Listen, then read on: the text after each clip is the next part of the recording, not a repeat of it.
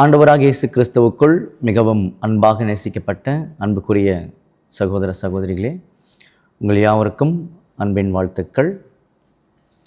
விசேஷ விதமாக என் இயேசுவும் நானும் அப்படின்ற தலைப்பின் கீழாக நம்முடைய ஆண்டவராக இயேசு கிறிஸ்துவை பற்றின உண்மைகளை தெரிஞ்சிட்ருக்கிறோம். அந்த வகையில் இன்றைக்கி நாம் ஒரு கேள்வியும் ஒரு பதிலையும் பார்க்க போகிறோம். அதற்கு முன்பாக ஒரு சிறிய ஜெபம் பண்ணி தொடங்கிடலாம். வானத்துக்கும் பூமிக்கும் ஆண்டவரே, உமக்கே துதியும் சோஸ்திரமும் கனமும் மகிமையும் சதா காலங்களிலும் உண்டாயிருப்பதாக. தேவரீர் விசேஷ விதமாக எங்களோட வாழ்நாட்களில் ஒரு நாளை கூட்டி கொடுத்து மறுபடியுமாக ஆண்டவராக இயேசு கிறிஸ்துவை பற்றிய மேன்மையான காரியங்களை தெரிந்து கொள்ளும்படி நீர் செய்த கிருபைகளுக்காக நன்றி செலுத்துகிறோம். இப்பொழுதும் கூட நாங்கள் தெரிந்து கொள்ளக்கூடிய காரியத்தை நாங்கள் புரிந்து கொள்ள தேவதாமை கிருபை செய்ய வேண்டுமாய் ஜெபிக்கின்றோம். இவை யாவும் எங்கள் மீட்பெரும் இரட்சகரும் குருவுமாகிய ஆண்டவராக இயேசு கிறிஸ்து நாமத்தினாலே கேட்கிறோம் நல்ல பிதாவே, ஆமேன். அன்புக்குரிய சகோதர சகோதரிகளே, 1913 வருஷத்தில் கேட்கப்பட்ட ஒரு கேள்வி. ஸோ இந்த கேள்வி பார்த்திங்கன்னா ரொம்பவும் ஒரு டேஞ்சரஸ் கொஸ்டின் மாதிரி. இன்னும் சொல்லணும் அப்படின்னா ஒரு தேவையில்லாத ஒரு கேள்வி கூட நம்ம என்ன பண்ணலான்னா சொல்லலாம். பட் இருந்தாலுமே அதை பதிவு செய்திருக்கிறாங்க. நிறைய அறிவுகளை நம்ம நிதானித்து பார்க்குறதுக்கும் பிரயோஜனமாக இருக்குது. இப்போ நான் சொன்ன வார்த்தை உங்களுக்கு முரண்பாடாக இருக்கும். டேஞ்சரஸ் கேள்வின்னு சொன்னேன், இந்த கேள்வி தேவையில்லாத ஒரு கேள்வின்னு சொன்னேன், பட் அறிவுகளை நிதானித்து பார்க்குறதுக்கு பிரயோஜனமாக இருக்குன்னு சொன்னேன். இந்த ரெண்டு கோணத்தில் அணுகிட்டோம் அப்படின்னா இந்த கேள்வியில் நமக்கு பிரச்சனை இல்லை. இதை தவிர்த்து சாதாரணமாக நீங்கள் எடுக்க ஆரம்பிச்சிட்டிங்க அப்படின்னா நிறைய குழப்பங்கள் வரத்துக்கு வாய்ப்பு இருக்கும். இருந்தாலுமே நம்ம ட்ரை பண்ணுவோம், சரிங்களா? ஓகே, கேள்வி என்ன அப்படின்னு சொல்லி பார்த்தீங்கன்னா, பாழ்குபாடற்ற நிலையில் இல்லாமல் ஆதாம் இருந்ததைப் போல கர்த்தர் இயேசு பூரண மனுஷனாக எப்படி இருக்க முடியும்? நிச்சயமாகவே ஒரு டைம் படித்தா அந்த கேள்வி புரியாது.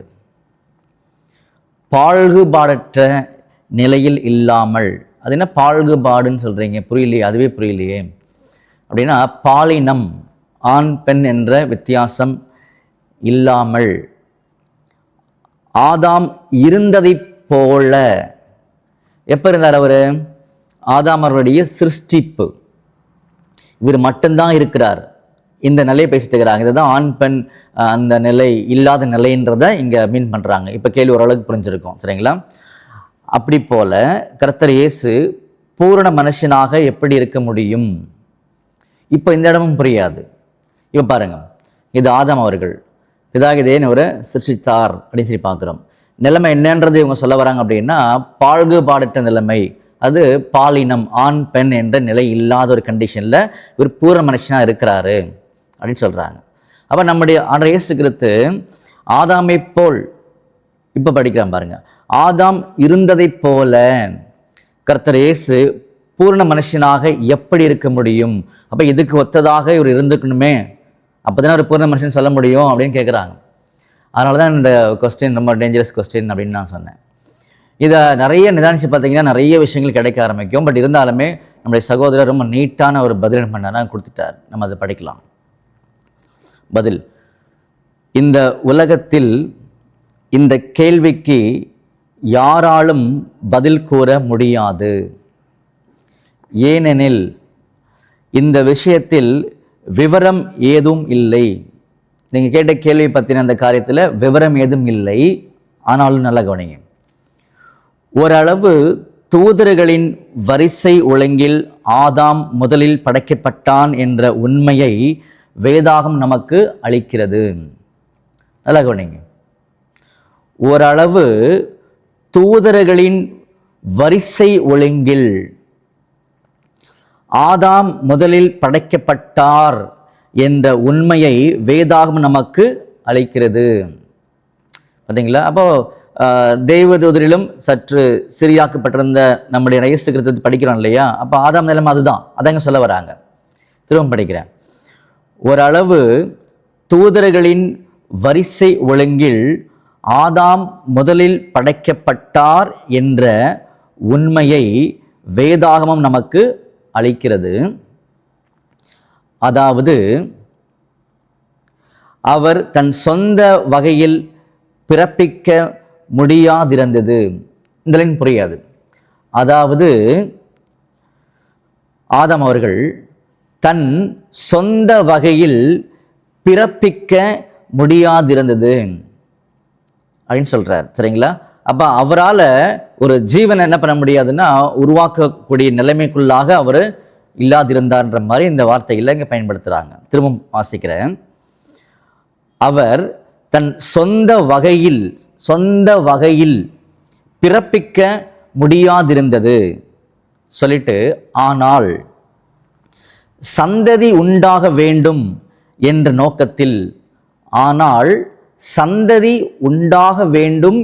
நோக்கத்தில் தேவன் அவரை 2 நபர்களாக பிரித்து, யாரை? ஆதாம் அவர்களை 2 நபர்களாக பிரித்து. பாருங்க, எவ்வளவு ஆழமான பதில் பாருங்க இந்த இடத்துல. ஆதாம் அவர்கள் முன்னாடி இருந்த நிலைமையில் அவர் என்ன பண்ண முடியாதுன்னு சொல்லி காமிச்சாரு. சொந்த வகையில் பிறப்பிக்க முடியாதிருந்தது, ஆனால் சந்ததி வரணும் வெளியில அப்படின்றதுக்காக அவரை 2ஆக பிரித்து அவருடைய பக்கத்திலிருந்து தாய் ஏவாளை எடுத்தார். பார்த்தீங்களா? அந்த விழா இளம்லேருந்து ஏவாளை உருவாக்குனாங்க இல்லையா? ஆதியாகமம் 2ஆம் அதிகாரத்தில் அதை பற்றி பேசுகிறார். இப்படியாக ஆதாம் 2 நபர்களாகி ஒரே மனுஷனால் எல்லோரும் வர வேண்டும். இப்படியாக ஆதாம் 2 நபர்களாகி ஒரே மனுஷனால் எல்லாரும் வர வேண்டும் என்பதற்காக ஆதாம் 2 பேர்களாகி பூமியை ஜனங்களால் நிரப்பினார். ஆதாம் அவர் மூலமாக சந்ததி பெருகுன்றதுக்காக அவரை 2ஆ பிரித்து அந்த 2 பேர் மூலமாக சந்ததி உருவாகும்படியாக நிலைமையை தேவன் ஏற்படுத்தினார் அப்படின்றத இங்கே சொல்றார். தன்னுடைய பக்கத்திலிருந்து ஏவாள் எடுக்கப்படுவதற்கு முன்பு, நல்ல கவனிங்க, தன்னுடைய பக்கத்திலிருந்து ஏவாள் எடுக்கப்படுவதற்கு முன்பு இருந்த தகப்பனாகிய ஆதாமை போல இயேசு இருந்தாரா? பார்த்தீங்களா? அப்போ ஏவாள் அவர்கள் உருவாக்கப்படுவதற்கு முன்பாக ஆதாம் இருந்தார்ல, அந்த நிலையில தான் நம்முடைய கர்த்தராக இயேசு கிறிஸ்து இருந்தாரா அப்படின்ற கொஸ்டினை இவர் ரேஸ் பண்ணிட்டு, அல்லது அதற்கு பிறகு இருந்த ஆதாமை போல் இருந்தாரா? ஏவாள் உருவாக்கப்பட்டதுக்கு அப்புறமா ஆதாம் இருந்தார் இல்லையா, அந்த நிலையில ஆதாம் இருந்தாரா என்பதற்கு இன்று யாரும் பதில் சொல்ல இயலாது. எதற்கு? நம்முடைய ஆண்டவர் இயேசு கிறிஸ்து ஏவாள் உருவாக்கப்படுவதற்கு முன்பாக ஆதாம் எப்படி இருந்தார், அந்த நிலையில நம்முடைய இயேசு கிறிஸ்து இருந்தாரா ஆதாமை போல, அல்லது ஆதாமிடமிருந்து ஏவாள் உருவாக்கப்பட்டதற்கு பிறகு ஆதாம் இருந்த நிலையில் நம்முடைய இயேசு கிறிஸ்து இருந்தாரா?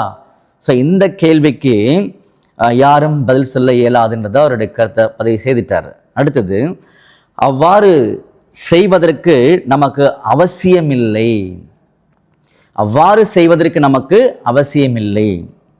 ஏனெனில் நாம் எல்லோரும் திருப்தி அடைந்திருக்கிறோம் என்று நிச்சயிக்கிறேன். நம்ம எல்லாம் திருப்தியாக இருக்கிறோம் தேவனுடைய திட்டத்தில் அப்படின்னு சொல்கிறார். அப்போ தேவனுடைய திட்டம் என்னன்னு சொல்லி பார்த்தீங்க அப்படின்னா, ஜீவனுக்கு ஜீவன், அவ்வளோதான். அந்த ஜீவனை கொடுக்கக்கூடிய வகையில் ஆண்டவர் பூர்ணமாக இருந்தார், அதில் நாங்கள் திருப்தியாக இருக்கிறோம், மற்றபடி எந்த கொஸ்டினுமே எங்களுக்கு இல்லைன்றதை தெளிவாயிட்டார். அன்புக்குரிய சகோதரர்களே, இதை நம்ம நல்லா டெவலப் பண்ண போகிறோம்.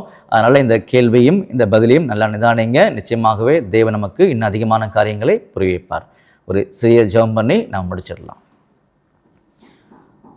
வானத்துக்கும் பூமிக்கும் ஆண்டவரே, உமக்கே துதியும் சோஸ்திரமும் கனமும் மகிமையும் சதா காலங்களிலும் உண்டாயிருப்பதாக. தேவரீர் விசேஷ விதமாக என்னுடைய வாழ்நாட்களில் ஒரு நாளை கூட்டி கொடுத்து ஆண்டவராக இயேசு கிறிஸ்துவை பற்றிய மகத்துவங்களை தெரிந்து கொள்ளும்படி நீர் செய்த கிருபைகளுக்காக நன்றி செலுத்துகின்றோம். பிதாவே, நாங்கள் தெரிந்து கொண்ட காரியத்தின் நிமித்தமாக இன்னும் அதிகமான காரியங்களை இதன் மூலமாக சிந்திக்கவும் விசுவாசத்தில் உறுதிப்படவும் தேவன் நம்மை கிருபை செய்ய வேண்டுமாய் ஜெபிக்கின்றோம். இவை யாவும் எங்கள் மீட்பரும் இரட்சகரும் குருவும் ஆகிய ஆண்டவராக இயேசு கிறிஸ்து நாமத்தினாலே கேட்கிறோம் நல்ல பிதாவே. ஆமீன்.